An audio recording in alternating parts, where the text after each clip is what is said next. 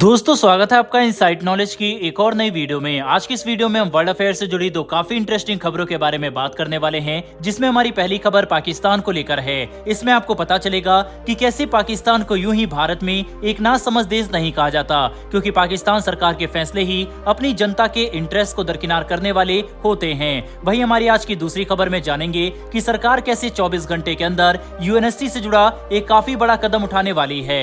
दरअसल दोस्तों, सामने निकल कर आ रही लेटेस्ट रिपोर्ट के मुताबिक पाकिस्तान सरकार ने अब भारत और इजराइल से आने वाले गेहूं पर प्रतिबंध लगा दिया है। आप बिल्कुल सही सुन रहे हैं, ये वही पाकिस्तान है जिसके अंदर आटे की एक बोरी के लिए लोग आपस में लड़ते नजर आ रहे थे। यहाँ तक कि जहाँ पर राशन में आटा बढ़ता है, वहाँ पर इतनी भीड़ हो जाती है कि छोटी सी भगदड़ में ही कई लोगों की जान चली जाए, और ऐसे कई मामले सामने भी आ चुके हैं, जिससे ये बात साफ होती है कि पाकिस्तान के अंदर गेहूं की काफी भारी कमी है।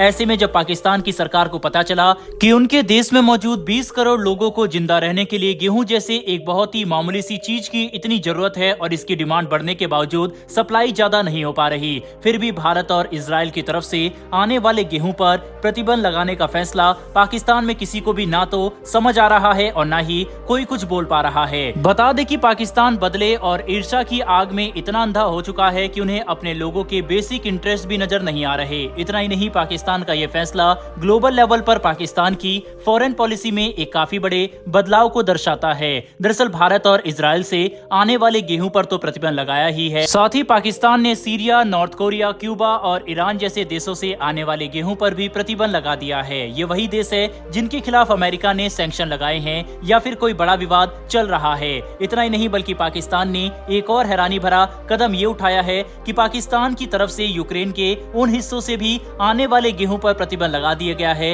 जहां पर फिलहाल रूस का कब्जा है, जैसे कि क्रीमिया। ये कदम ज्यादा बड़ा और हैरान करने वाला इसलिए है क्योंकि चीन पाकिस्तान को लगातार रूस के नजदीक लाने की कोशिश कर रहा है, जिसके तहत काफी सारे इंटरेस्ट शामिल है, चाहे ब्रिक्स में मेंबरशिप हो या फिर हथियार और क्रूड ऑयल की सप्लाई। अभी भी रूस चीन और पाकिस्तान के लिए महत्वपूर्ण बनता दिखाई दे रहा था, लेकिन पाकिस्तान का ये कदम एक बड़े बदलाव को दर्शाता है। दोस्तों, पाकिस्तान की बर्बादी के पीछे उसकी खुद की नीतियां ही शामिल है। आप देख सकते हैं कि कैसे जब पाकिस्तान को अपनी अर्थव्यवस्था और इंफ्रास्ट्रक्चर को विकसित करने पर ध्यान देना चाहिए था, तब वे भारत के खिलाफ टेरर फाइनेंस करने में व्यस्त था, और आज जब पाकिस्तान को अपनी जनता के इंटरेस्ट में कम से कम फूड सिक्योरिटी को गारंटी करना चाहिए, तब भी वह भारत और इजराइल के खिलाफ दुश्मनी निभाने में व्यस्त है। इसकी वजह से ये कहना बिल्कुल भी गलत नहीं होगा कि पाकिस्तान आने वाले कुछ सालों में पूरी तरह से खत्म हो सकता है। बहरहाल बढ़ते हमारी दूसरी खबर की तरफ। ये खबर भारत द्वारा उठाए गए एक काफी बड़े एक्शन को लेकर है, जो देखकर संयुक्त राष्ट्र सुरक्षा परिषद काफी ज्यादा खुश है। दरअसल बात यह है कि भारत में मनी लॉन्ड्रिंग को डिटेक्ट करने वाली nodal agency financial intelligence unit को अब भारत ने और भी ज्यादा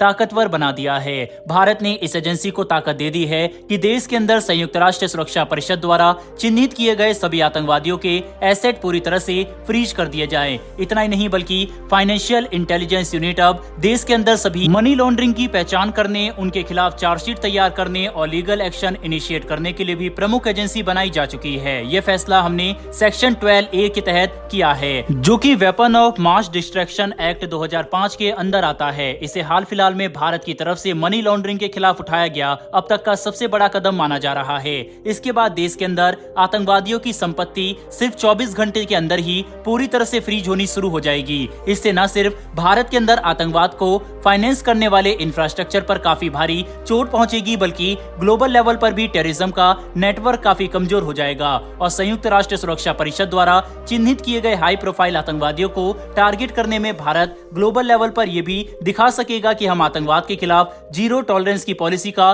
पूरा पालन करते हैं। कुल मिलाकर समझने की कोशिश करें तो जहां एक तरफ भारत आतंकवाद के खिलाफ अब खुलकर बड़े कदम उठा रहा है, वहीं दूसरी तरफ पाकिस्तान अपने देश की अर्थव्यवस्था और लोगों के इंटरेस्ट पर ध्यान देने की बजाय नफरत की राजनीति करने में व्यस्त है, जिससे हम दोनों देशों की मानसिकता के बीच का असली अंतर साफ तौर पर देख सकते हैं। बहरहाल इस वीडियो में इतना ही। वैसे दोस्तों, पाकिस्तान ने भारत के ऊपर गेहूं की खरीद हमसे करने के ऊपर प्रतिबंध जरूर लगाया है, लेकिन पाकिस्तान अभी भी भारत से दवाई वगैरह मंगा रहा है।